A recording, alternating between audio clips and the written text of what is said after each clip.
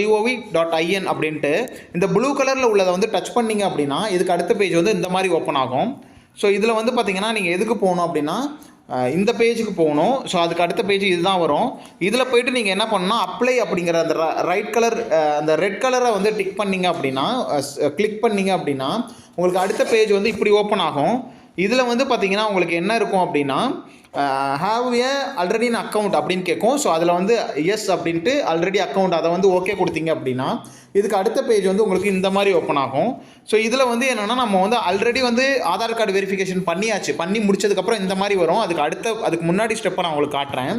So இதில் வந்து நீங்கள் என்ன பண்ணணும் அப்படின்னா இதில் வந்து ஆல்ரெடி அக்கௌண்ட் அப்படின்னு கொடுத்ததுனால இந்த மாதிரி ஓப்பன் ஆகும். இதில் நீங்கள் என்ன பண்ணணும், லாகின் வித் ஆதார் அப்படின்னு நீங்கள் வந்து கொடுக்கலாம். இன்கேஸ் யூசர் ஐடி பாஸ்வேர்டு மறந்துருச்சுன்னா லாகின் வித் ஆதார் அப்படின்னு கொடுத்தீங்க அப்படின்னா அதில் போய்ட்டு உங்களோட ஆதார் நம்பரை கொடுத்து ஓடிபியை கொடுத்து லாகின் பண்ணுறாப்புல இருக்கும். அப்படி இல்லை உங்களுக்கு யூசர் ஐடி பாஸ்வேர்டு